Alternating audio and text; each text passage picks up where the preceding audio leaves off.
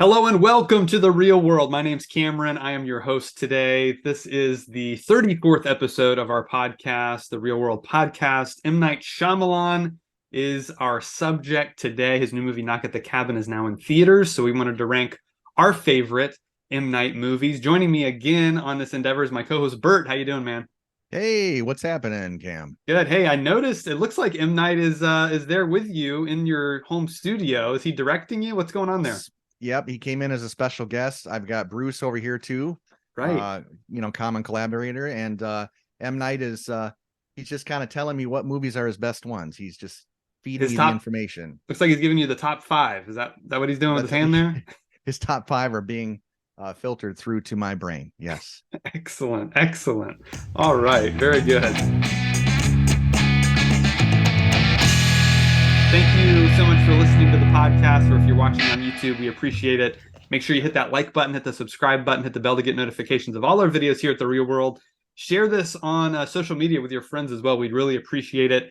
We're inching closer to 200 subscribers, so we're trying to get there as quickly as we can, and we can't do it without your help. So thank you again. Let's kick things off on this latest episode with some movie news. Okay, jumping into our movie news segment this week, we wanted to talk about all of the big news coming out in the world of movies. And obviously the biggest one is what's going on with the DC universe. This is why I'm wearing my World's Best Comics shirt today. Superman, Nice. Batman, Robin, all on there. So yeah, we wanted to talk about James Gunn's announcement released on YouTube on the DC YouTube channel. They announced the entire DC slate of upcoming movies for the next couple years. So we wanted to kind of break this down. James Gunn and Peter Safran were interviewed by several media outlets as well. One thing that they did not mention in the video is that they are planning on 2 movies and 2 TV series every year. So that's kind of the structure of it. 2 movies every year will be released, along with 2 series on HBO Max, which is Warner Brothers' streaming service. So that's kind of the plan going forward. Now, they've said, back in December or November, I think, when they were hired as kind of co-chairman of the DC Studios branch of Warner Brothers, that they would be announcing this in January. They waited till the last day. They made us wait until the 31st of January to do this. Technically, they fulfilled that promise. They did fulfill the promise. It was released in January. So yeah, what the DC universe is basically Warner Brothers' answer to Marvel, right? Marvel Cinematic Universe, the MCU, is an interconnected, shared universe of film and television series. This will also, the DC side will also cover animation and gaming, which Marvel doesn't do a lot of. They just had that animated series release, What If, last year on Disney Plus, which is their kind of first foray in animation. But it's kind of an offshoot. It's not really technically part of the mainstream universe. More of a multiverse thing. So the DC side, it'll be a little bit different in that the same actor will be playing the same character, whether it's in the game, the animated series, or the live action movie, or the TV show. It's going to be the same actor across all platforms, all forms of media that they're telling this big story across. So the DCU is the title, stands for DC Universe. There will still be what they call Elseworlds tales, basically a kind of, again, multiverse idea of, okay, yeah, here's our Batman in the main universe, but then we also have Robert Pattinson as Batman in The Batman, which just came out last year. That's getting a sequel. Joaquin Phoenix is playing Joker and kind of his own, side of the universe. There's still different types of stories that they're telling that are outside of this main DC universe. But the DCU is kind of what they're kicking off. They're starting their own big shared universe with. And this first phase, Marvel calls them phases. They're calling it Chapter 1. The title is Gods and Monsters. And so that's an intriguing title, I think, especially as we kind of look at what they've planned on releasing in the next couple of years. So they do have 2 chapters planned out, though. They've announced that they have, Chapter 1. This is kind of the first part of Chapter 1. It's not everything that's in Chapter 1. And then they've already planned Chapter 2 as well. So it's an 8 to 10 year plan that they have in place right now, which, will continue on beyond that. But right now, this is kind of what they're focusing on. And Um, by the way, I feel like that's what was missing, was that they always had kind of a 1 to 3 year plan, right, and that kept changing.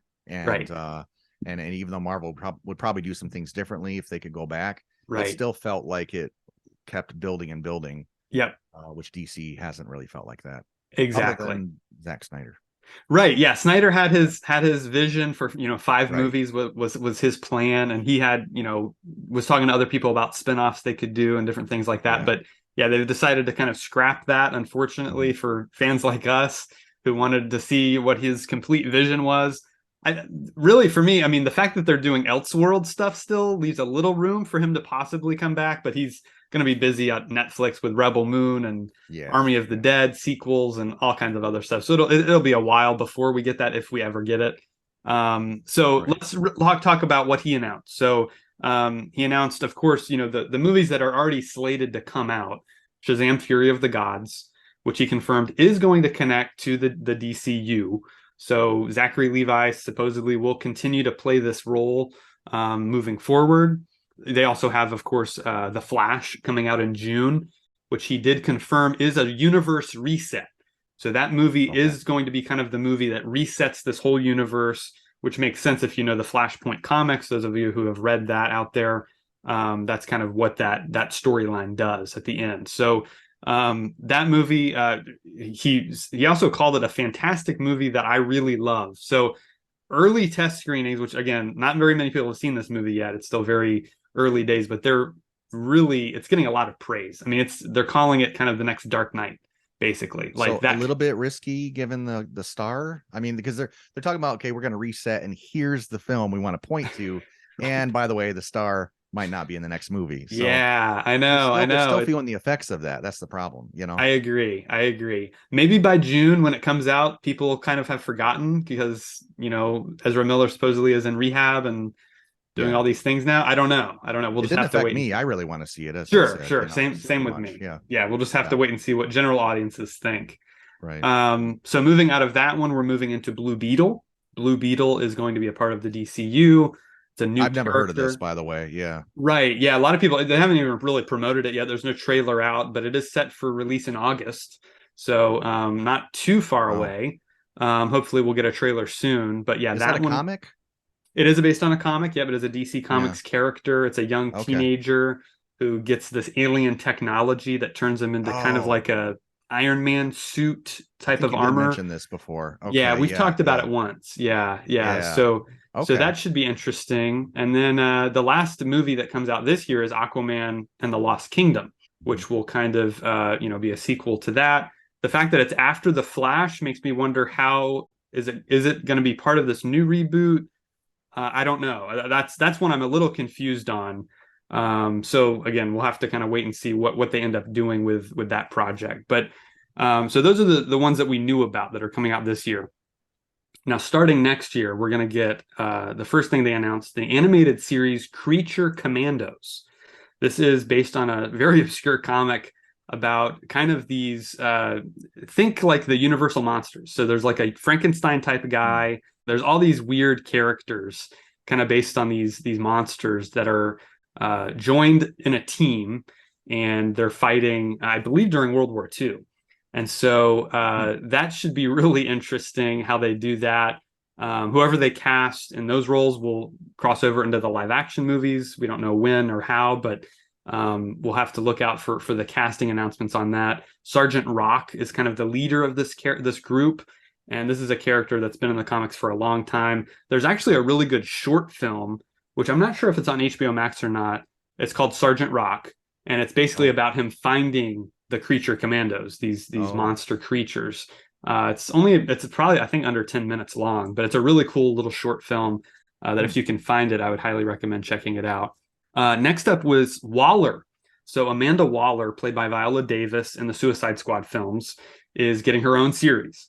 And Viola Davis will be starring in this show. This will debut on HBO Max. It's set between James Gunn's Peacemaker show, the first and second seasons, which the second season isn't Oh. out yet.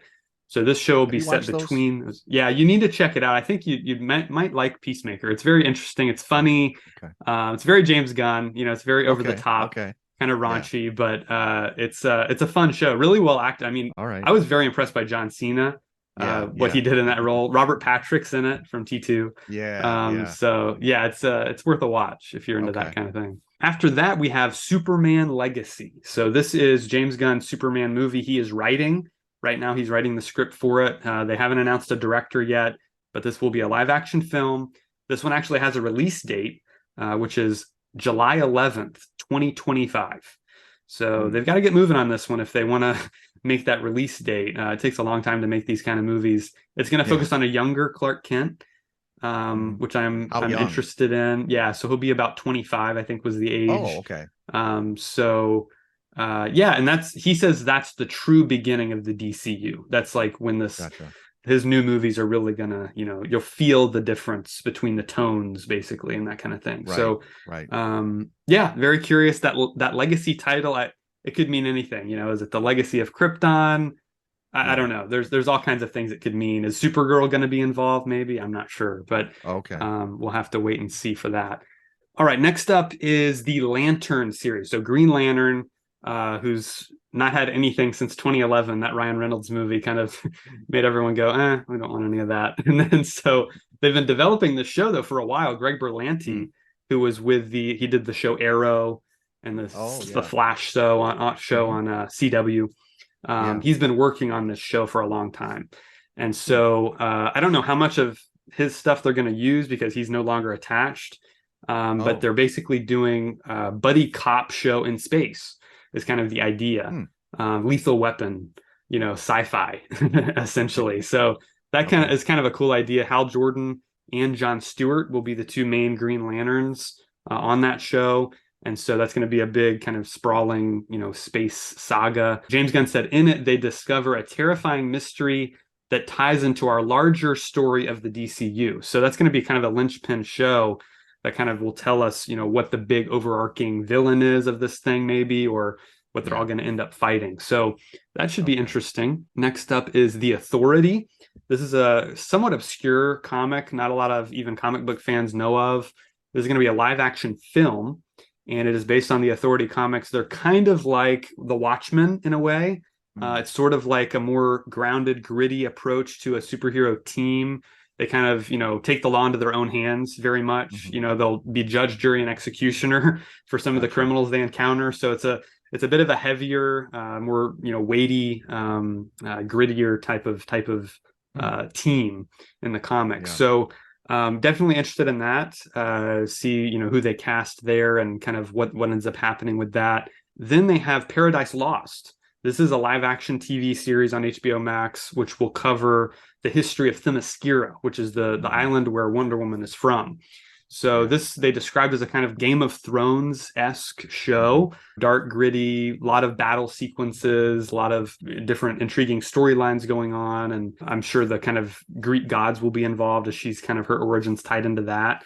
So that should be interesting. I don't know if it's set before or after Wonder Woman is kind of becomes a superhero. I don't know. They didn't give much detail on it. So that will be very intriguing to see what they end up doing there. Yeah. That sounds good. Next up, their Batman live action Batman film is titled The Brave and the Bold. And this is a comic book line where he Hmm. would team up with another superhero. So it'd Oh, be called The okay. Brave and the Bold. Batman teams up with, Green Lantern or Green Arrow or Oh. whoever.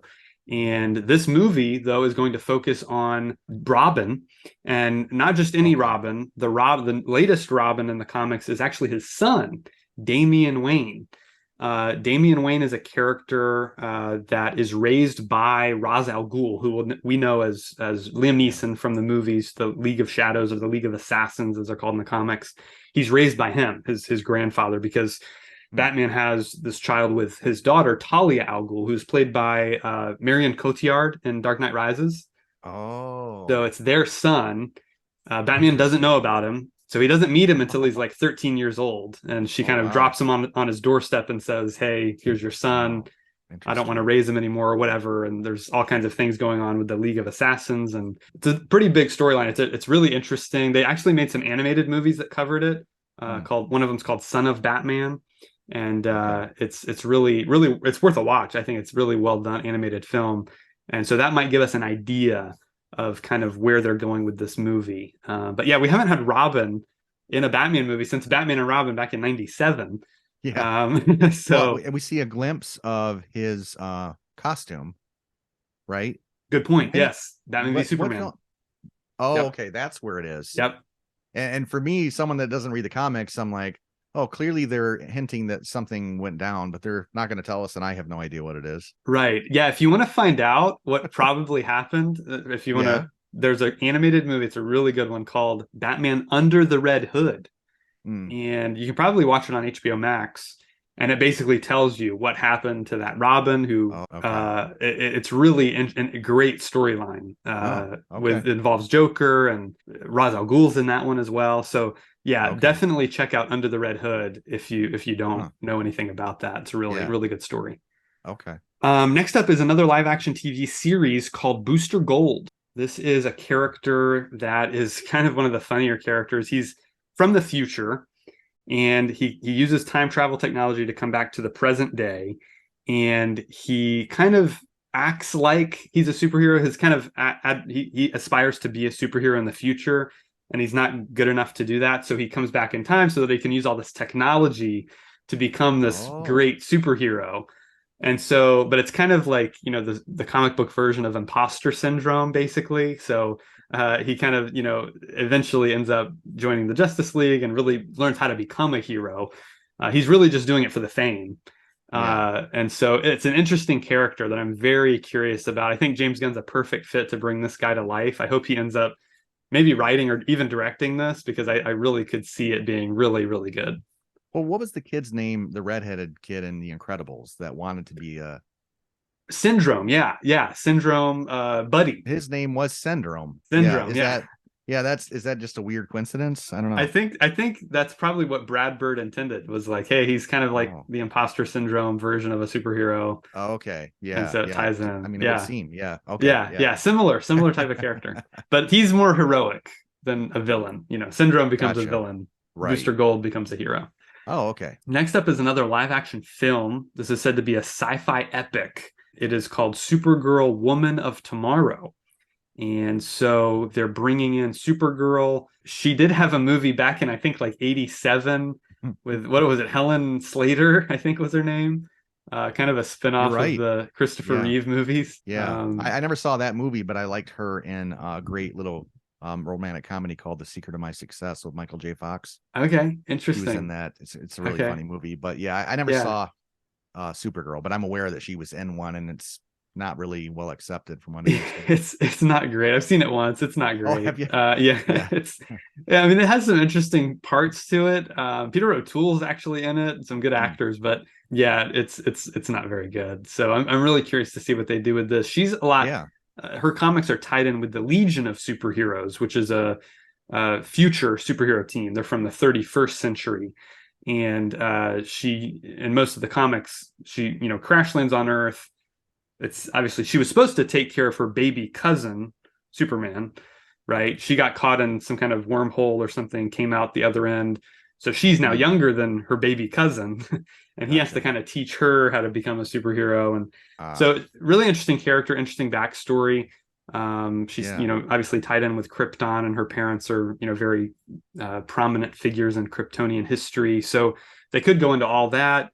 The shrunken city of Kandor, getting very nerdy now. There's this little city from Krypton, the capital city of Krypton, that's been shrunk down by Brainiac, who collects these cities or these parts of these Oh, planets, and she's tied into that whole thing, so that could play into it.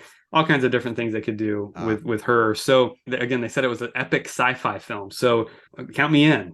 I'm intrigued. yeah. Then the final project, live action horror film. So this really ties into the gods and monsters concept. This is a character called Swamp Thing, who's actually already had a movie. I think back in the '80s. I've seen that one. Have I've you? seen that Okay, one. I have too. Wes Craven directed this. I got a kick out of it. I really like those kind of cheesy B monster movies, so I'm kind Uh, of a fan. are you? But Yeah. yeah, I saw it a couple times, a few times when I was pretty young, and so I was young enough when I watched it to be kind of right, creeped out by it and not even know sure. that it was sort of cheesy or whatever. I just Right. took it as like, oh, this is kind of scary. I was Sure. probably, I don't know, 6 or something when I saw Right, it on right. Saturday afternoon TV at that point or something. Yeah, so it should be interesting to see what they do with him, making him really creepy. There was I want to check it out. I've heard it was pretty good. I think it only lasted one season, but there was a show Hmm. just a couple years back that I heard it was really good. I never checked it out, so I might turn into that. But what gets me excited about Swamp Thing, he's a cool character, but James Mangold is in talks to direct this. Ah, Who, I'm a big fan of Logan and Ford v Ferrari, and he's doing the right. new Indiana Jones. So if he ends up Yeah. doing it, that is definitely going to get me on board and get me very excited about that. So yeah, Yeah. again, that's kind of the slate we have right now. The next couple years, 2 movies, 2 series. They'll be announcing more. The full 8 to 10 year plan will be announced at a later date, but maybe at Comic-Con this year. I don't know. But I'm pretty excited. I mean, again, as a Snyder fan, I'm a little disappointed that we're not finishing that story and then doing this. I thought that would have been a better way to go. You make everybody happy that way, but I kind of understand. They want to just kind of start fresh, and he's doing his own thing at Netflix. So yeah, as a comic book fan, I'm very excited about all these projects. I'll be first in line to see all these movies, all these shows. But yeah, what are your thoughts, Bert? Anything stand out to you?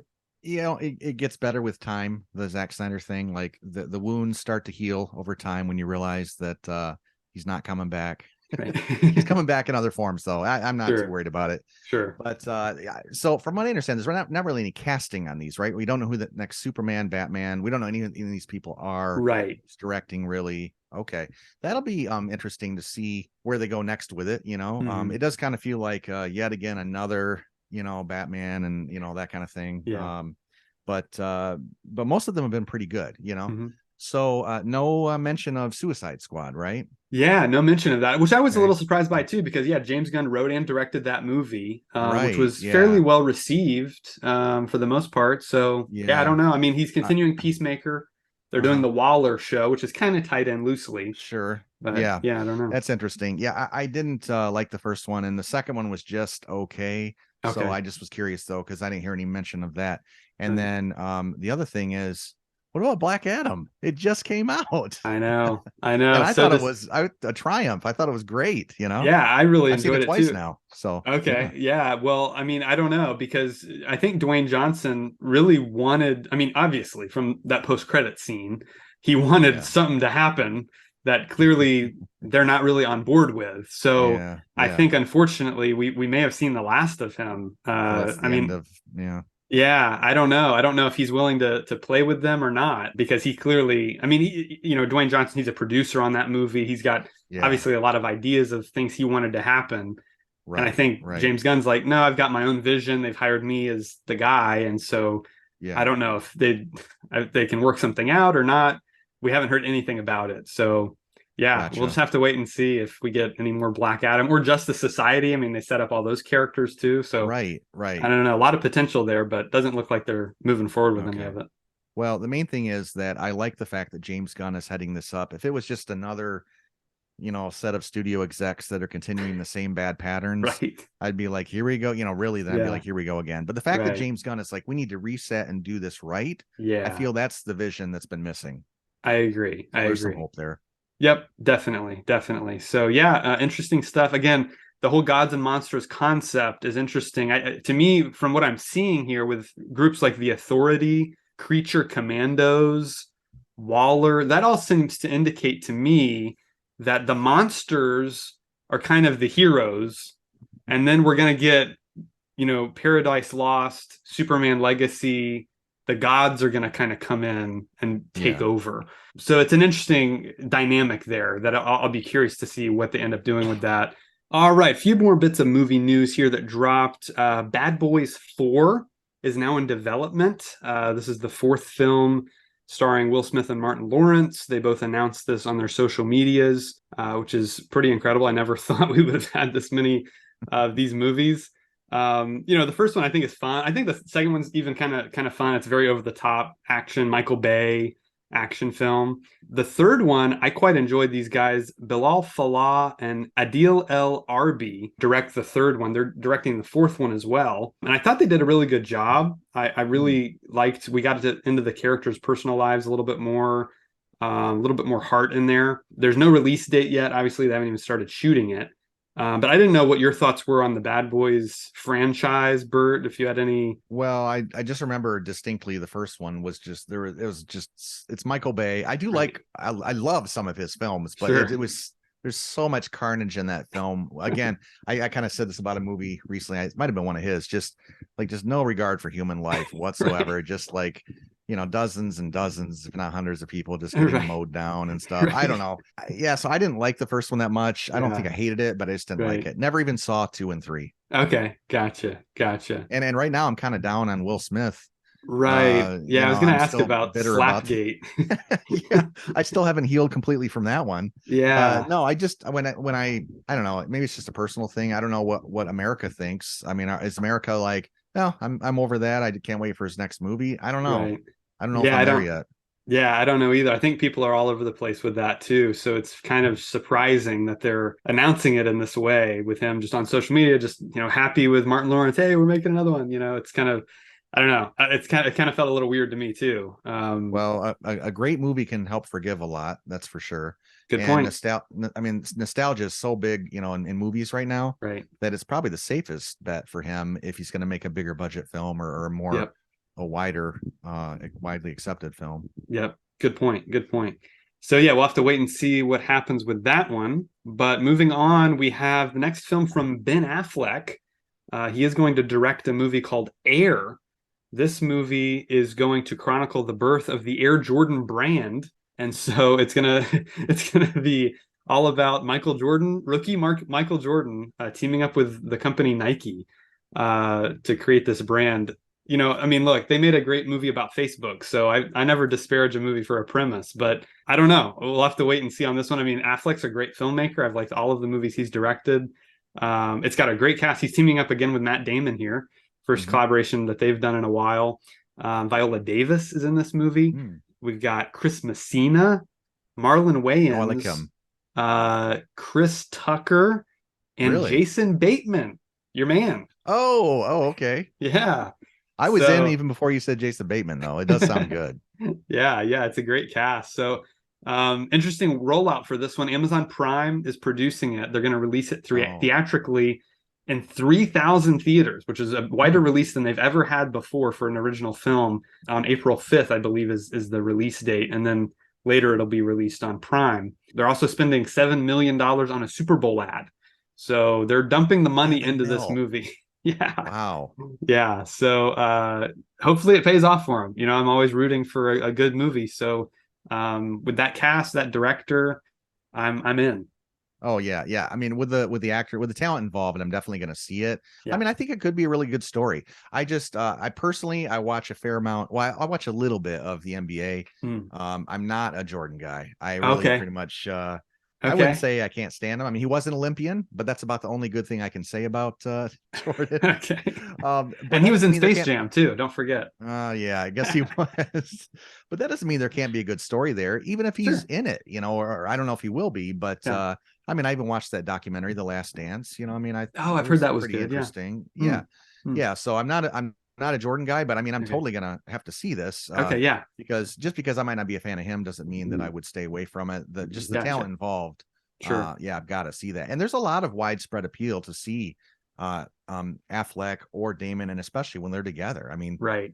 they've made at least 2 films together, haven't they? Yeah. Yeah. Good Will Hunting, which they won the screenplay for, Mm-hmm. and then they just did The Last Duel as well, with Affleck Ridley was in Scott. that. Yeah. Yeah. He I haven't was. watched that yet. It's on my list. Yeah. I Yeah. gotta He's see in it. that. Yeah. Yep. Okay. Yep. I didn't know he was in that. Yep. Yep. So yeah, I'm curious to see their next collaboration. Speaking of Jason Bateman, who again I know you're a huge fan of, and I saw this pop Yes. up, he's going to make the film called The Pinkerton. This Oh, movie okay. is going to be a supernatural revenge western, which Well, Cowboys and Aliens there we go. I don't part know. 2. I don't know. I don't know what he's doing here, but Warner Brothers is producing. J.J. Abrams' company Bad Robot is producing. So yeah, again, not many details about this, but Okay. very curious what he's going to end up doing with that. Always Right. interested to see actors become directors and what they do and Yeah. what they bring to it. So yeah, I'm curious. Next up, Guillermo del Toro, director I'm a huge fan of. He has started developing his next stop motion film, which of course he had Mm, huge success with Pinocchio, just came out on Netflix in December. right. And so he's going to jump back into that animation medium for his next film, The Buried Giant. So very curious about that one. He's actually developing it now. He won't get to start making it until after he makes his next live action film, which he's already lined up.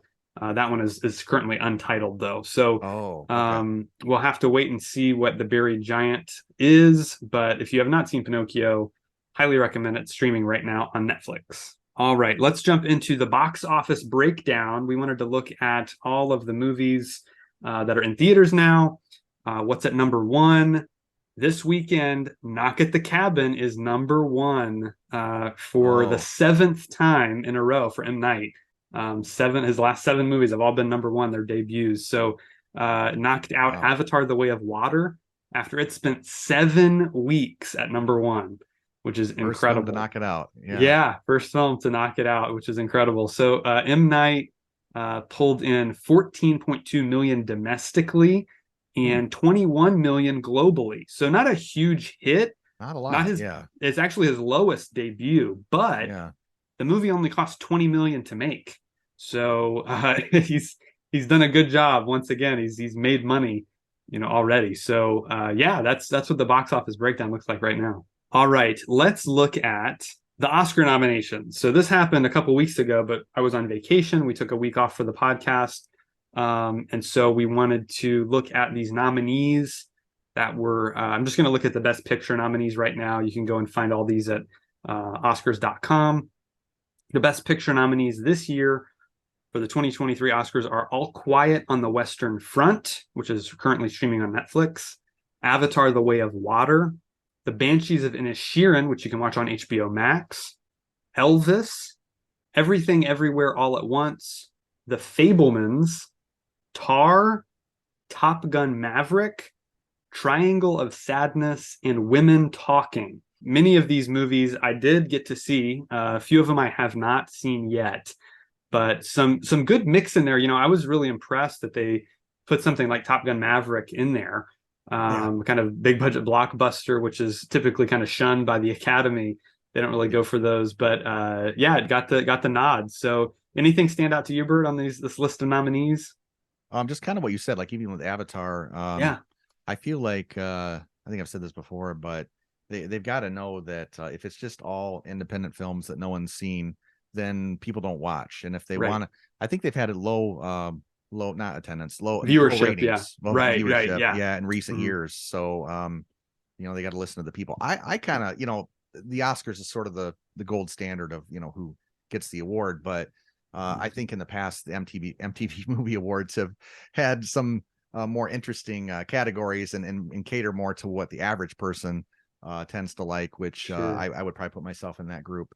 Yeah, But yeah, I think right. it gives me more reason to watch, knowing that there are some films that are more mainstream in there. And I'm actually taking the time to watch some of the smaller films as well. I'm right in the middle of the Banshees film Oh, right cool. now, Great. about halfway through it.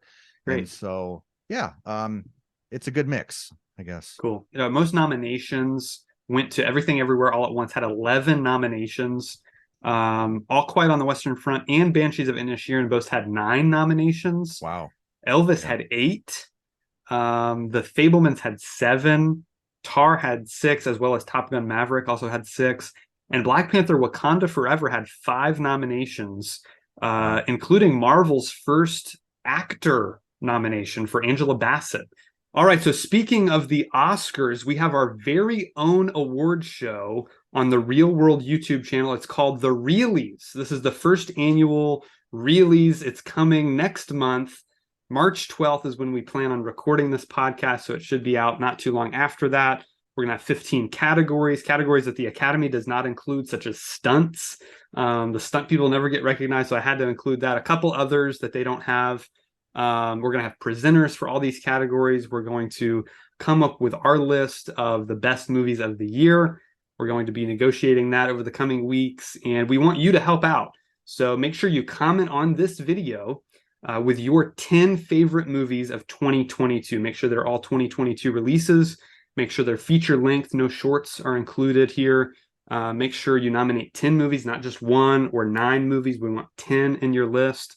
And make sure you're also a subscriber to the Real World YouTube channel. And all those need to be submitted by February 15th. That's our deadline for the nominations. So get to watching some movies and let us know your 10 favorites in the comments below. All right, to close out our movie news segment, we wanted to talk about a movie that's celebrating its 30th anniversary this year, Groundhog Day. This is a movie I've watched countless times, fittingly, and it's just one of my favorite movies of all time.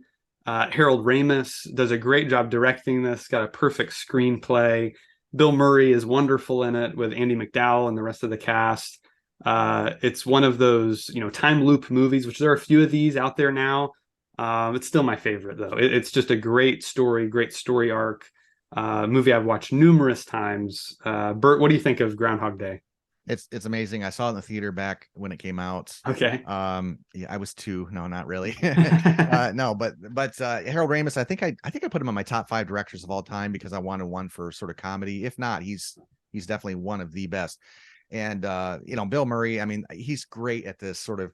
He was similar in Scrooged, right? He's sort of like the grumpy, sort of like sarcastic, jerky thing, and then he kind of comes around. And then these time loop movies. I mean, was this the first one? I don't know, but this one seems to have kicked off a bunch of them, and I've actually liked a lot of them. And there's even been some in the last couple of years that have come out that have this same formula. And we don't even need to like, we kind of know what they are now, these time loop movies. So we've been educated on it. It's great. It's basically a perfect film. The location's great. The acting's great. So many funny lines. I mean, I've been quoting these lines for decades. Right. It's terrific. Yeah. Same here. Yeah. We both enjoyed this one greatly. So yeah, if you haven't checked it out, make sure you watch it. It is on 4K now. I've got to get the 4K version. So yeah, me too. Check that one out if you haven't already. All right, folks, we're ready to start our main topic today, which is M. Night Shyamalan. This is a director who's been around for a couple decades now, working on movies, writer and a director and a producer. He was born in India. He moved to Philadelphia at 6 weeks old. And so he's a native of Philly. He actually shoots all of his movies in Philadelphia as well, or most of them at least. And then, he's a guy who was raised Hindu. He attended a private Catholic school growing up. He ended up at NYU and started making movies, student films. He started writing screenplays. That's actually how he broke into the business. He wrote the screenplay for one of my childhood favorites, Stuart Little. Yeah, that's a good one. Which is a fun movie. It's always, who would have thought that's by him, Right, exactly. It's always funny to see his name come up on the opening credits of this one. But it's a good one. So yeah, he's written a lot of great movies, and he's currently 52 years old. He's made 14 films in his career now. So we're gonna jump in and tell you our favorites. But before I did do that, I wanted to talk quickly about an interview I saw he did on the red carpet for Knock at the Cabin just this past week. He was interviewed by Letterboxd, which is a social media site that Bert and I both use. They were on the red carpet. Yeah, they do now. They do. Oh. And so, they started interviewing people, and they always ask, what are your Letterboxd 4 favorites? You can have your 4 favorite movies up on the top of your profile. And he said, "Oh, that's cruel. I don't know if I can answer that." They said, "Come on, just give us four favorite movies." And he said, "Okay, first of all, I'll go with try to go with different genres." He said, "My favorite action adventure movie is Raiders of the Lost Ark."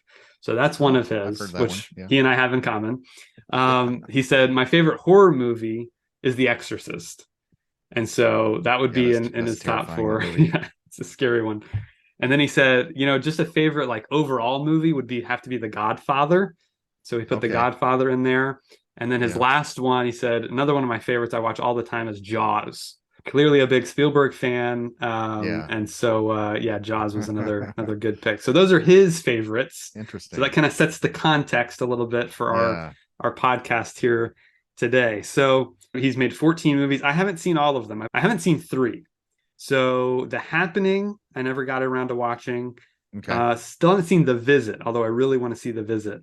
And then Knock at the Cabin. I didn't get a chance to see that this weekend. So those are the Yeah. only three of his I have not seen. Bert, are there any that you haven't seen? He made two films early on. I was gonna look up the name here. And I don't, that one's called Praying with Anger. Oh, There's yeah. another one too that he did. I hadn't heard of those and I didn't see those, Yeah, but I I've don't know if seen those every are one of, available. yeah, I've seen every Yeah, one though since then. Yeah. great. Yep. And then of course, yeah, I have to mention the title escapes me. That he's done other obviously movies that he's written and not necessarily directed. And what's the one?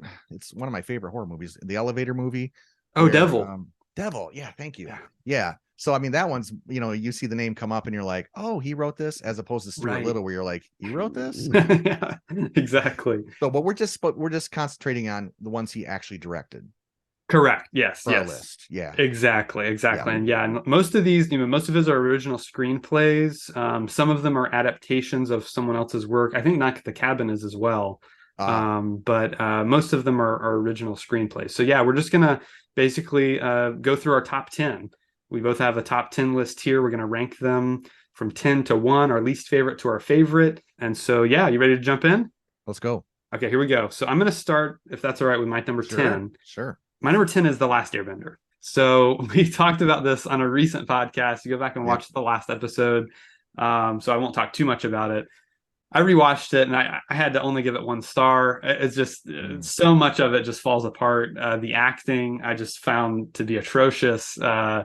The just simple stuff that he, again, we talked about how he does all this well in his other movies, but just the way it's shot and certain scenes are blocked and some of the editing choices are very strange.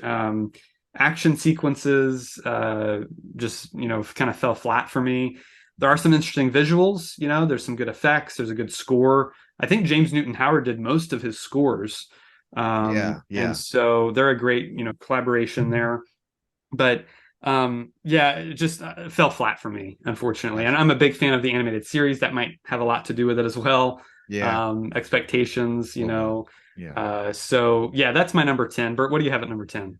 Yeah. And I'll withhold my comments on that, for it might come up later. So Okay, okay. my number 10 is Split from 2016. Oh, okay, Um, okay.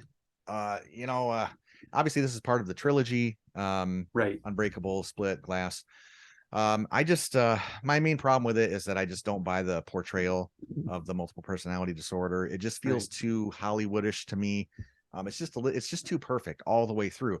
Right. And the acting in it, James McAvoy, is that what I'm Yep. thinking of? Yep. He's terrific. I mean, it's not his fault. He does great. I mean, I'm sure he loved playing this part because he gets to do so many, Mhm. and it's, he gets to be funny and that kind of thing. Yeah. And it's made fairly well, but honestly, when I really think about it and compare it to other films, I'm at a 1.5 stars on this one. Okay. And mainly because, unlike, okay, I'll Glass will come up as well, but Sure. really not a lot happens in Split. Like, we get him in a situation that's set up with the girls, and it's just sort of him snapping in and out of characters. I don't really feel like even there's that much that happens in the movie, other than Okay. just a showcase for this multiple personality disorder. So there's not even really a lot going on. So if you buy it and you think this is really entertaining me, then I can see where that could vault it a lot higher. But for me, Sure. I just don't buy it, because it just seems a bit disingenuous for people that actually have mental illness. Sure. No, yeah, I've heard that criticism before. Have you? Yeah. Okay. Yeah. Yeah. Yeah.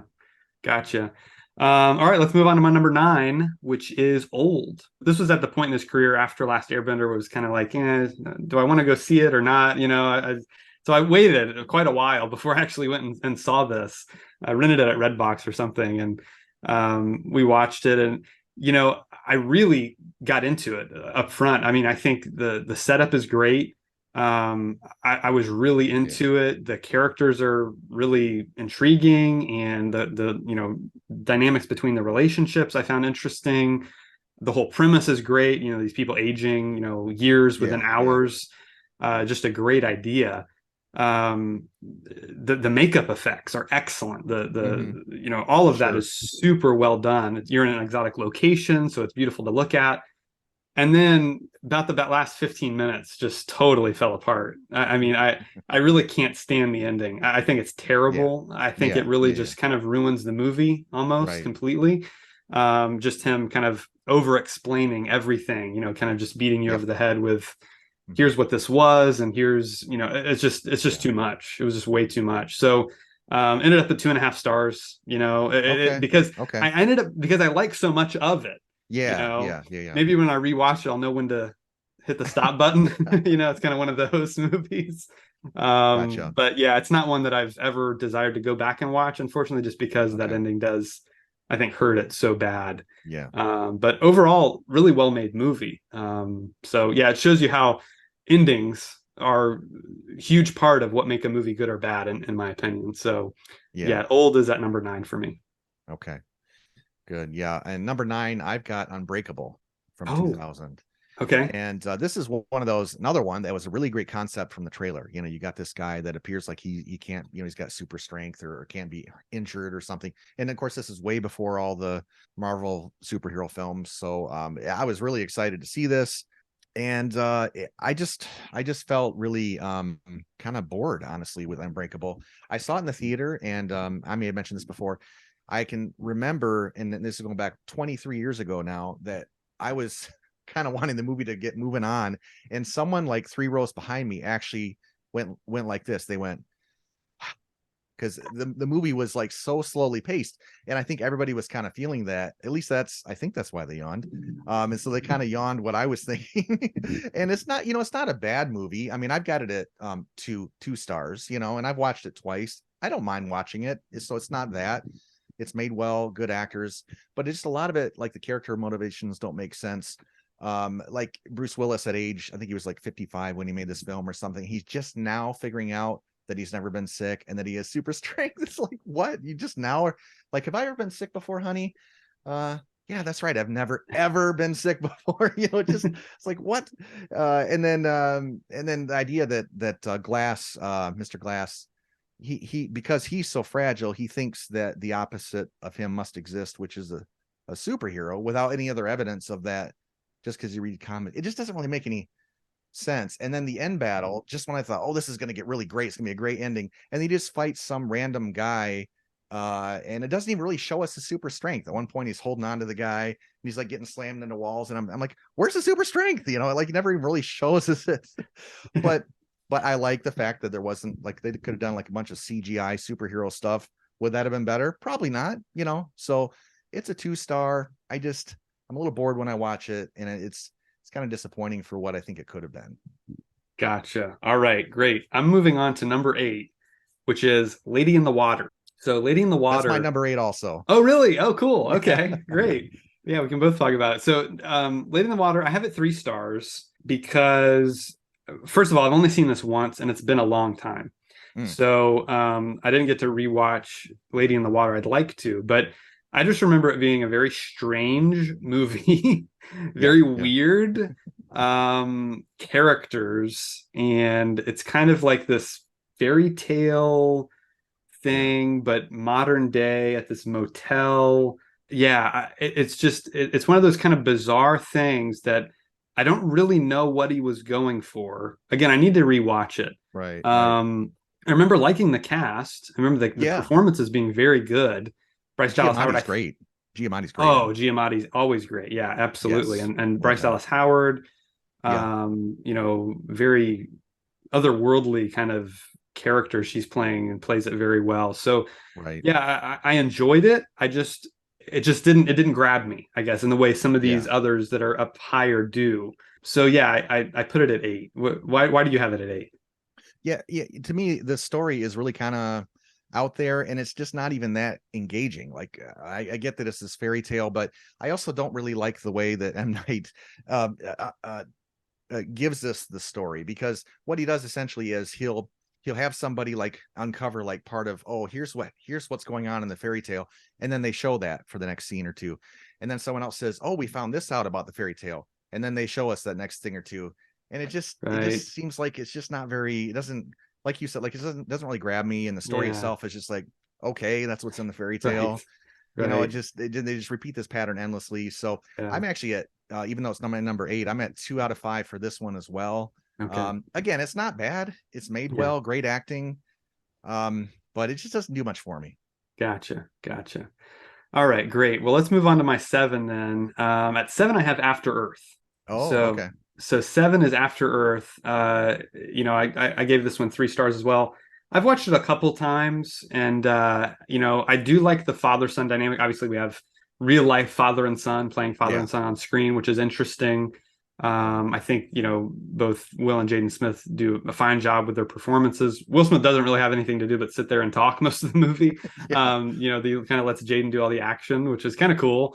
There's some interesting technology there. It's a sci-fi story, right? We're way in the future. We've Right. Right. abandoned Earth. Now they crash land back on Earth and dealing with all these, creatures and all these things that have taken over the planet. So, Yeah. Yeah. again, some cool tech, some cool ideas here. We're dealing heavily with the theme of fear, which I thought was interesting and well explored. I'm not a huge fan of, voiceover narration, that kind of thing. I think it can work, but here I Yeah. just think it Yeah. falls kind of flat, most Yeah. of it. They do some interesting things with the flashbacks and the backstories. So I enjoy it. It's just not one that stands out. There's Yeah. other movies like this that I prefer, Yeah. that I That's a would good way put to in say it. before I would put this in. So yeah, I do own it. And Oh, like I said, I've okay. watched it a couple times. It looks great visually. It's Hmm. stunning. The Blu-ray transfer is really good, but Yeah. just not one that I've gone back to multiple times basically and want to put on over and over again. Like I said, there's just other ones that do the post-apocalyptic survival thing better, like Even with other ones with Oblivion. him in it. Yeah. Or yeah. Or Yeah, yeah. or sure, I Am Legend, right? Yeah. Exactly, right. Definitely. Exactly. Yeah, Yeah. so that's why I have it at seven. It's not a terrible movie, just not one that I'm crazy about. So, Okay. yeah, Star that's what I rating got on at it? seven. Yeah. Star What's rating that? on that one? What Star rating how on that many? one's 3. 3. Yeah. Yeah. I saw it years ago, and I I I couldn't help but think, is this Will Smith kind of just saying, okay, now I'm going to put Jaden out there so he can take over and start being the action superstar, Right. and I can work more on Ali and movies like that. Yeah, yeah. But I didn't really like it that much when I first Yeah. saw it, but I didn't get a chance to rewatch it, so it's not in my top 10. Okay. All right. So that's my seven. What you got, Bert? I've got Glass for my number 7, and this Okay. is the third of the trilogy that I'm talking about. Right, right. And this one could have been sort of the redemption. I mean, now we're bringing in Bruce Willis and Samuel Jackson plus James McAvoy's character. So you would think that this is going to be the redemption, but just once again, I still don't buy the portrayal of the multiple personalities that much. The story has a little more going on. I like it a little better than Split. We at least see some superheroish things too. There's a little bit of a payoff in a parking lot. they they decided to take it out of the building and move it all the way out to the parking lot for the finale. No, but so I mean, honestly, I'm either at 2.5 stars. I haven't decided yet. Glass is slightly better than the other two, but still not great for me. Gotcha. Interesting. Well, since you're talking about it, I'll talk about it because it's my number 6. Oh, perfect. So yeah, I have Perfect. Glass at 6. I give it 3.5. So I'm a Oh little wow. more fan of this one than you. Bringing the trilogy to a close, bringing these Hmm. characters together, was always an interesting idea. Yeah. Really excited to see it. I thought they did a good job with the Hmm. characters in this asylum. I thought all of that stuff was really Sure. intriguing and interesting. It built tension fairly well to that Hmm. ending. Which, Yeah. this trilogy, I mean, it's kind of the anti-superhero trilogy in a way. It's like Yeah. Yeah. that he always, what you think he's gonna do, he does kind of the opposite. He goes Yeah. smaller. And It's that like, can be let's good. That can be yeah. good. Yeah, and I like that. I like that aspect of it. I did not see the ending coming at all. What happens to these characters, their ultimate Sure. fates, I did Yeah. not expect at all. Sure. Yeah. Yeah. So he It's not delivered on bad. that. Yeah, he delivered on that aspect. The movie, it seeks to answer a lot of questions. His whole premise with Glass was, how does the world not know that these people exist? That was his whole Yeah. kind of idea going into it. And he answers that Right. question, I think, in a compelling way that makes sense. So ultimately, it did tell a compelling story for me, where I already liked these characters and was curious to see how their dynamic would work. All that paid off. I think all the performances were really good. The whole idea of, like, is this all just in their head? That was interesting to me, Hmm. even though we kind of know it's not because we've seen the other two movies and what they can do. But Yeah. it's still kind of I worked. don't really get the push for that either. Like she was Yeah. trying to convince them that, and we're like, well, clearly it's not. I didn't really get why they spent so much effort trying to Yeah. do that. I didn't really get that either. Yeah. There's a few things that are a little confusing about it that didn't really work, but Yeah. overall, I enjoy the film. Okay. It wasn't exactly the payoff I was hoping for the Yeah. trilogy, but it brought it to at least somewhat of a satisfying conclusion, I guess you could say. Yeah. So yeah, I have it at Okay. number six, so it's 3.5 stars for me. Okay. Okay, so Glass is my number six. What's yours? Went ahead and put Last Airbender there at number six Okay. for me. Okay. And we talked about this a lot. I will say this is a film that I do like a little bit less each time I see it. There's a lot, just so much better content out there. Yeah. And the more the problems with the film come to mind, the more I'm like, yeah, I don't know how great this is here. But anyway, I mean, honestly, I'm probably at 2.5 stars on this one as well. Okay. Visuals are still good. The story is all over the place. The lead actor at least has some enthusiasm, but yeah, it's got a lot of problems. Yeah. Right. Okay, good number six. All right, so now we're ready for our top five. Okay, here we go. Okay, moving on to my number five, which is Split. So Split made my number five. I give it 4 stars. Like you mentioned, McAvoy's acting here alone, I think deserves like 2 or 3 stars by itself. It's just so interesting to watch him play all these different people.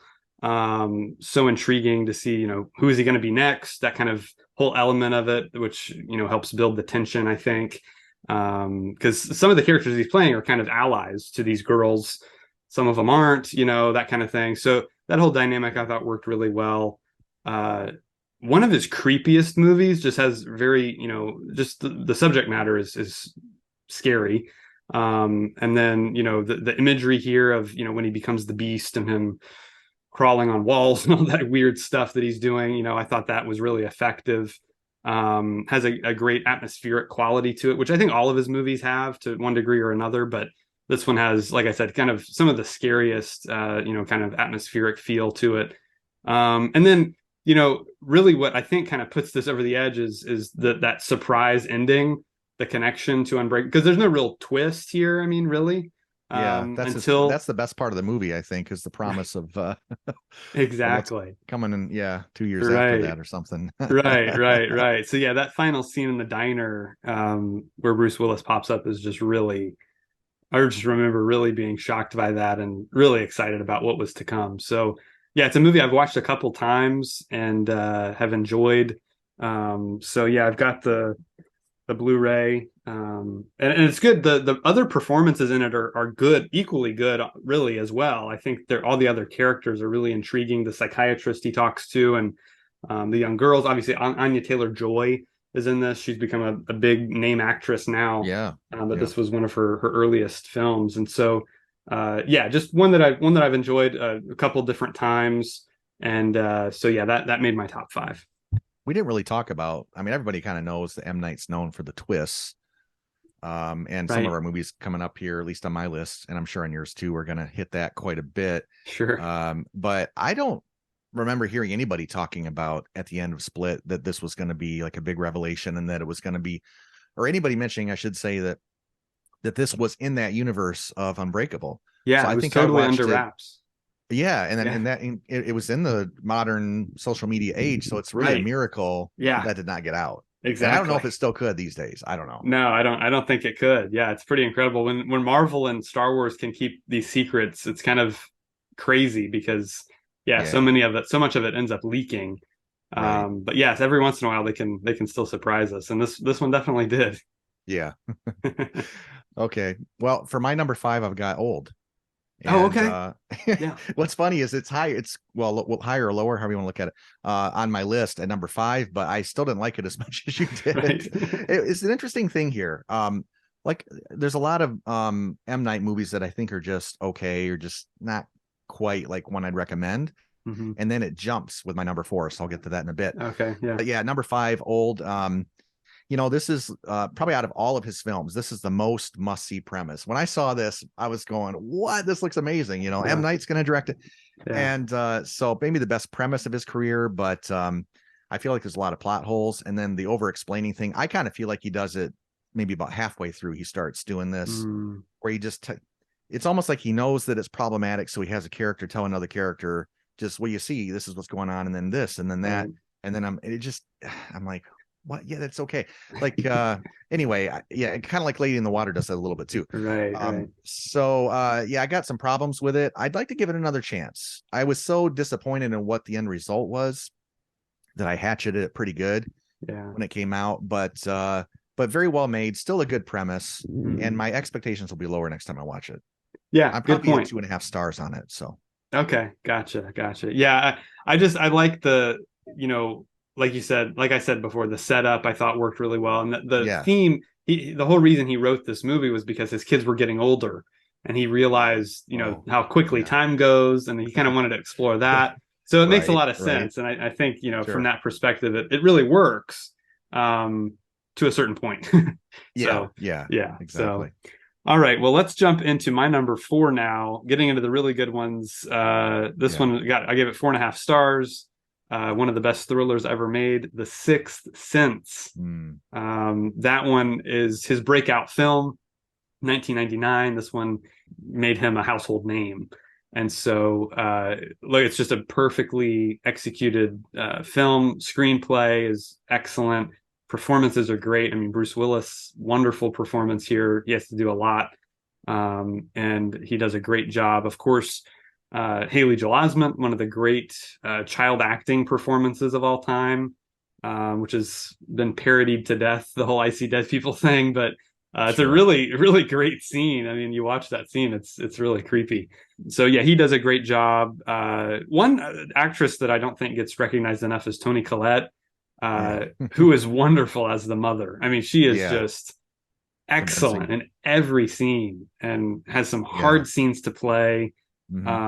and just really brings out the emotion and makes it all feels so real and Hmm. grounded. So super well shot, well edited. It's really tight. There's no kind of wasted moment there. Hmm. And yeah, just great movie overall. Is this the best twist in movie history? Maybe. I mean, I I think we think should do it a could podcast be. on that. We should. Yeah, Yeah. so Yeah. that's all I've got on Sixth Sense. Right. Yeah, that may come up again, that movie. Toni Collette, though, yeah, you're right. She's kind of an underrated actor. Most Yeah, people don't know who she is. right, But she completely sells it. I think she's got like a Brooklyn accent or something in this movie, and she's right, Australian, which that right. can't be real easy. But what she has to deal with, sort of like every parent, everyone who is a parent has, probably felt like, oh, someone's impacting my child in this way, and I just am Mm, helpless to do anything about it. Yeah, she right. handles that brilliantly. Yeah. Yeah, yeah, she does, definitely. Yep, so that's my four. What you got at four, Bert? Well, okay, and I'll just say my top four are almost interchangeable. So Okay, I think I am going to switch one just to maintain some continuity here. okay, I had this at number three, but I'm just going to switch it up if I can. sure, go It's The for it. Sixth Sense. Okay, And yeah, yeah, it's a tremendous film. I saw it in the theater yeah, and totally didn't expect. It's just this really solid, scary drama. hmm, Yeah, I right, didn't know who M. Night was, or obviously don't know what he's going to end up making and that kind of thing. So it was sure, completely out of the blue. yeah, And the trailer was scary, which is mm, interesting. And then the movie itself, I mean, there's so many parts that are either disturbing or scary, like that scene where he crawls into that, it's almost like a crawl space, oh and there's yeah, that ghost in there with him. right, Goodness, that was scary. I mean, yeah, just there's a lot of stuff like that. It just gives me shivers just now, even thinking about it. right, And Haley Joel Osment, I think he's the best child actor ever. yeah, DiCaprio was good as a child too. He was very sure, good, probably right sure, up there with him. yep, Especially if you're talking about serious roles. Now, silly roles, right, you could probably go somewhere else, but yeah, both those guys and Haley Joel Osment, just fantastic, yeah, just incredible acting. yeah, And then the twist at the end, I I told you before, I don't look for twists because I sure, don't want to be thinking about that when I'm watching a movie. right, I right, want them to lay it out in front of me. If I happen to think about it, that's one thing. yeah, So I definitely had no idea this was coming, and it shell shocked me. I was right, sort of like numb afterward. Like I went home and I saw this by myself, maybe. I don't know why, but I remember I said to my wife, or no, she asked me like, "What's wrong with you?" Because I was still like going like playing that over in my head, Right. and I'm like, "Well, you just wouldn't believe the ending of this movie I just watched." And yeah, so Right. that's how much it impacted. So quite a big impact in the theater Yeah. too, and just a great drama. I was trying to see if there's anything else I wanted to say about it. Good music. Yep. Oh, in fact, M. Night, I think, yeah, he got nominated for best director, Oh wow. for best director, best writing, and best screenplay for that movie. Wow. Great. All right. My number three is The Village. So I put The Village at three. Another 4.5 star movie, just one of my favorites. It's one I can watch over and over. The casting, his casting's great on all of his movies, I think. That's Mhm. something he's really good at, or he has a good casting director that helps him do that. So Bryce Dallas Howard, her breakthrough role. Joaquin Phoenix, one of his earlier roles as well. Right. Adrian Brody is great here. William Hurt is excellent. Sigourney Weaver, just a really, really good ensemble. Hmm. All the roles are very well cast. It's got great costumes, got great production design. It's all shot in Pennsylvania, which is again where M. Night is from, where he tries to shoot all of his movies. And the thing that stands out to me about this one is the cinematography. Hmm. Roger Deakins, Academy Yeah. Award winning Right. cinematographer, has done some great movies. He was in charge of that here, and he makes great use of color. The color actually plays into the Yeah. story, right? Right. So that's a, Right. a major element of the story itself, and they do a great job with all of the different colors. Just the way he sets up shots, the way he moves the camera. I mean, all kinds of just interesting, camera work here. So, really well done on that level. The lighting and everything as well. Another good score. It's really at its heart. This one is a love story that, Yeah. when I first watched it, I was pretty young and I didn't really, it wasn't into it. When I watched it years later, is when it really hit me. Yeah. Yeah. And I thought it was really well done on that level. So the performances, the writing is all good, as usually it is in his films. And what I really like about it is the deep themes that they're exploring of human nature and the sinful nature of man and how you can't escape that. Even if you try to go make your Yeah. own little Yeah. commune, it's still going to be present. Hmm. Yep. And the whole idea of this, it's nothing new, right? I mean, we have all kinds of people that try to do this, the Amish community and that kind of thing, and you can't escape it. So I Yeah. like the whole backstory of why this village was created. I think the twist is Yep. great. I didn't see it Hmm. coming. Hmm. I think it works really well. I think it's Yeah. if you watch it a second time, you kind of see it. It's kind of Yep. set up in a way. But yeah, just overall solid movie. And so yeah, it definitely had to make the top three. So it came in at number three. It was close between this and my number two, but this I ended up putting at number three. So what do you got at three, Perfect. Bert? I've got, well, so go back. Technically, it's my four. So it's Right. The Visit. Oh, okay. And yeah, this is one that I saw when it first came out, and I remembered liking it, but I hardly Okay. remembered anything about it. Boy, Hmm. did this one impress me. I was Okay. so impressed with this. Okay. There's nothing flashy or fancy, I would say, about The Visit. It's a very simple premise. It's these Hmm. two kids go to visit their grandparents, Right. and it's sort of the opposite of the big premise of Old. It's just Right. basically a sort of a smaller tale, but it Sure. is horrifying. What happens, Yeah. and not going to give anything away because you haven't Okay. seen it, Right. but definitely worth seeking out. Okay. It's just a terrific horror film, really. I feel like if you can find that horror film that doesn't have CGI, Mm. there's not a haunted house, Right. there's not like a slasher on the loose, Yeah. there aren't like dream sequences or things that you find out after the fact, oh, he was just dreaming, like that kind Right. of trope. Yep. And nothing like really outlandish plot. Like that's hard to find. And that's what this story is. It's just a basic story where some Mm-hmm. horrifying things happen. Gotcha. And oh, and by the way, it is sort of a found footage film. Oh, There's okay. there's no music through pretty much the whole thing. I think Oh, maybe the entire thing. It Wow. does have a twist, a really good twist in it too. Okay. Much in line with what M. Night likes to do. Sure.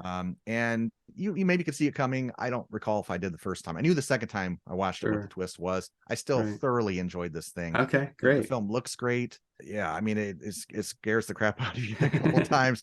Just really, I would strongly recommend you seek this one out. I was Okay. blown away. I'd probably give it 4.5 stars because when I compare it to other horror movies, it is right up there. Wow. Definitely in my top 20 of horror. Just a terrific film. Probably Great. few have seen. So Yeah, yeah. Unfortunately, it did kind of go under the radar. This was when he was kind of making his comeback after I think Last Airbender, and he wanted to make something real small yeah. and quick and just Yep. easy. And so, yeah, I definitely looking forward to watching it. Yeah. Great. All right, on to my number two, which is Signs. That's my number two So, as well. oh, really? Okay, great, Yeah. great. Yeah, so Signs at number two. Yeah, another one, again, kind of repeating myself here, but a great cast. Mel Gibson Yeah. always goes all out with his roles. I feel like he's another one of those actors that no matter what he's doing, he's committing 100%. And he's got some tough scenes to play, and he does them very well. Yeah. Brought Joaquin Phoenix in. I think this was actually their first collaboration, yeah, because this was just before he did The Village. So Yes, it was. yeah, yeah. So Phoenix does a great job in this one. Abigail Breslin, two more great child acting performances. Yeah, I was gonna say Breslin that. Yeah. and the younger Culkin sibling here, Yeah. who does a great Right. job as well. So yeah, just great performances overall. Really does a great job of building tension. Mhm. So you've got these crop circles. This whole thing that's been around for years that people don't know what it is, and so they do the whole alien explanation, and Yeah. they do a great job with the slow reveal of Mhm. the aliens, which I think is very handled very well, Yeah. because the payoff is good, right? When you Yeah. first see Yeah. that Yeah. alien, Yeah. it's Yeah. such a great moment, memorable moment, and it's a unique design, which I think Uh-huh. is hard to pull off too. A Yep. good alien design, and I think they definitely pulled that off here. Very impactful. I've seen this one Yeah. multiple times. It's impactful. It's very emotional. Got the Blu-ray there. It looks and sounds great. And yeah, it's one of those that one of the ones that I've watched the most of his, because my dad's a big fan of it as well. And again, I just like the kind of whole look of the movie. That farm is great, and Yeah. the stuff in the cornfields is so scary, with the flashlights and all that. It's just so Yeah. well done. Yeah. Yeah. But a great story of faith. Ultimately, that's really what it's about, Right. right? It's about him reconnecting with his faith, and that whole scene in the basement is just so hard to watch, but so good.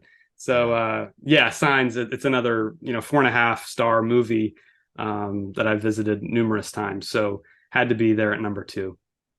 Yeah. And another terrific drama that has these horror elements. This is where Right. this is where M. Night really excels. Yep. And there's and you mentioned before that he does kind of the opposite of things. So this is Right. like the opposite of an alien invasion film. Right. Right. And I gotta be honest, when I saw the trailer, I thought, okay, so this is an alien invasion movie. Like, where's the explosions? Like, where are the buildings Right. falling? Where are the aliens jumping out? And Right. also the crop circles thing by 2002 had been debunked. And so Oh, I thought, really? oh yes, oh yes. I In fact, didn't they know this. I reference it in haven't the looked movie. into They it. say they point out in the movie, that this is just people that what do they say, run around with however they explain it. Someone Sure. stand or they tie something in the middle and then they run around the Oh, edge and then okay. yeah.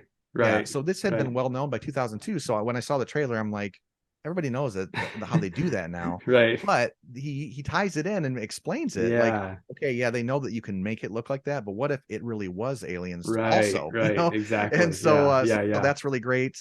He does obviously use some CGI here, and it's a little bit questionable in the final scene, where they sort of explain, and the flashbacks to the Right. car accident and all that. Yes. The, Oh, the yeah. creature does look a little iffy for the sci-fi. It's tough because Sure. it's such a real looking scene. This isn't like a Yeah.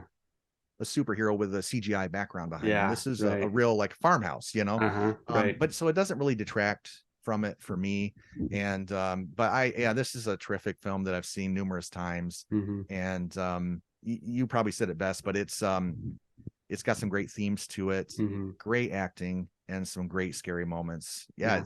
it's a 4.5, if not 5-star film. Yeah. Yeah. Awesome. I agree. All right. Well, this is it. Down to number one. My number one is your number nine, Unbreakable.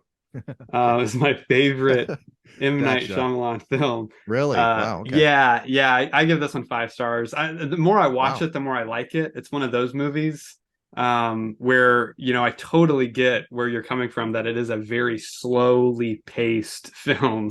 It's not your Sure. action-packed Right. superhero Right. movie. It's really, it's like I said before, it's kind of the opposite of a superhero film. It's kind of, Yeah.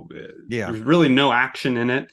It's really a family drama with Sure. some superhero elements to it. He's a huge comic book fan. M. Night grew up reading comics, and so Yeah. Makes he kind of sense. wanted to do his own spin on it. And basically, his idea was, you look at all the comic book movies, especially now in 2000, like you said, there really not been that many. Not many good ones. Not No. many good ones, right? Mystery And Men. so, That was good. what's that? Mystery Men with Ben Stiller. Right. Yes, exactly. Comedies, right? There were spoofs, a Right. lot of them. Yeah. So his idea, though, was to take the first act of a Yeah. comic book movie, the origin of the superhero, and make a Mhm. whole movie about just that, Sure. right? Yeah. Yeah. So that was his kind of concept, and I thought he pulled it off so well. Mm. I think this is Bruce Willis's best performance, actually, he's ever given. I think that it's subtle, it's nuanced.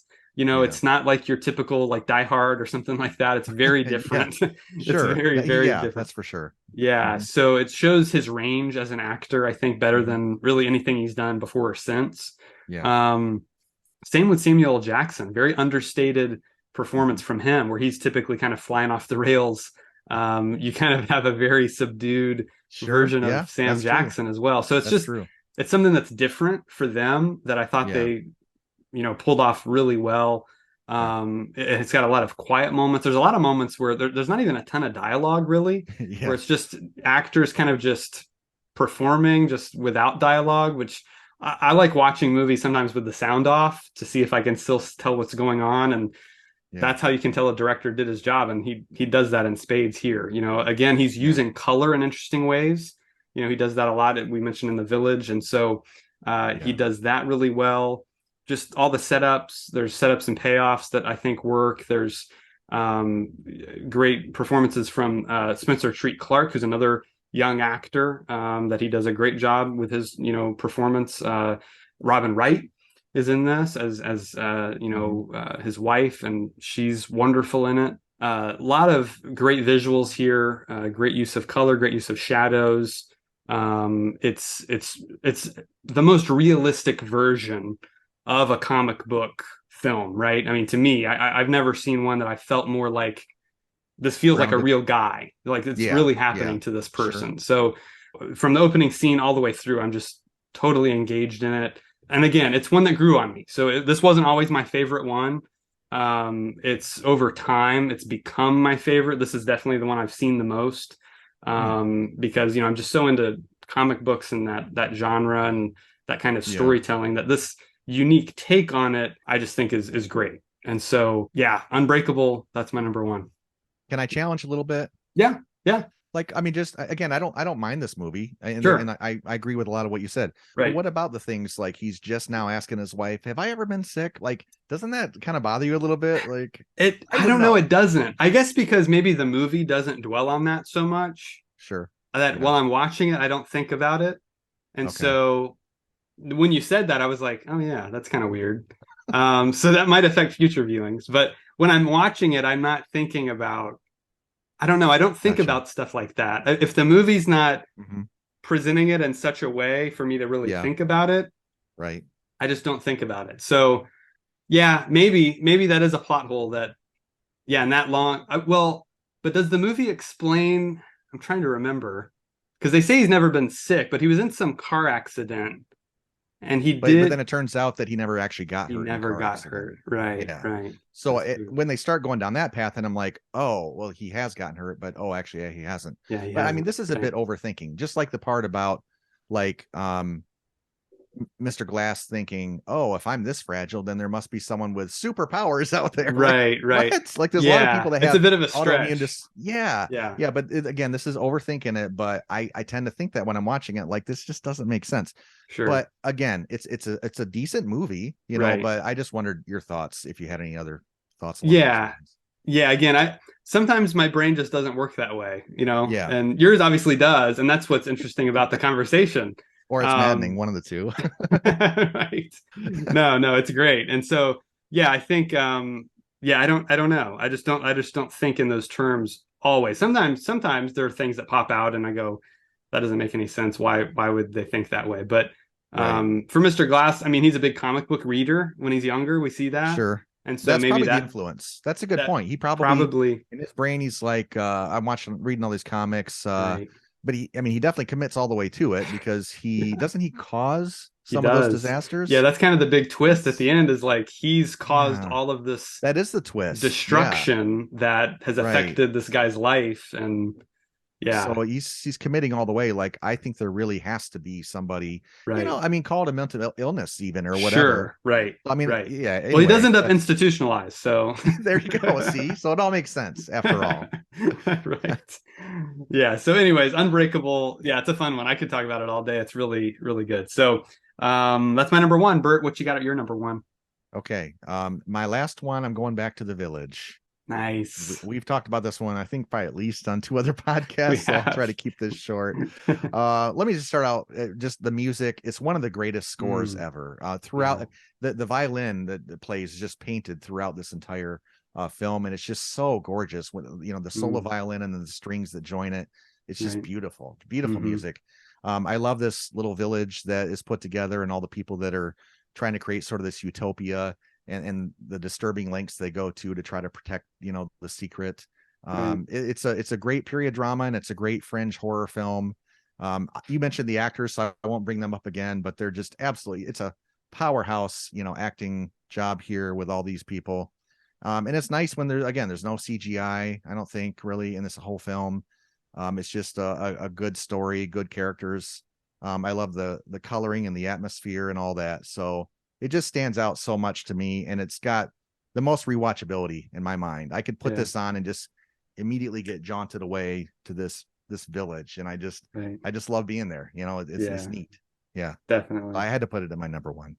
Yeah. It's five Great. star. Yeah, Yeah. Great. Great pick for sure. Yeah. He's got like it's such an interesting filmography because he's got so many that I just don't care for, obviously, and so but man, when he does it well, he does it really well. exactly. So Yeah, yeah, very interesting filmmaker, guy that right. had a long career that, despite the odds too, Yeah, because I mean he's had some real flops. they said he was done Um, after Airbender, right? I mean, right. Yeah, yeah, he's still going. That was over 10 thank years ago, goodness he didn't 13 years stop. ago now. Right, So yeah, he's still making them. So yeah, I'm curious to see right. Knock at the Cabin where that's gonna Me too. rank. Yeah. So let us know in the comments if you've seen it. Give us your review, non-spoiler review of Knock at the Cabin. Also give us your ranking, your top 10 M. Night movies. We want to know what you think of this guy. And so yeah, leave all that in the comments. Again, be sure to join us next week. We're going to be discussing rom-coms. So that should be a lot of fun. Also, follow us on social media. All those links are in the description below. Make sure you give us a like, hit that subscribe button, hit the bell to get notifications of all our videos here at The Real World. And make sure you vote for the Reelies, our first annual award show. Again, coming up next month. It'll be here before we know it. So make sure you leave your top 10 movies of 2022 in the comments so we can add you to the nominations list for the best movie of the year. All right. Thank you again so much for joining us. Thanks, Bert. You bet. Yeah. All right. We'll see you guys next time right here on The Real World.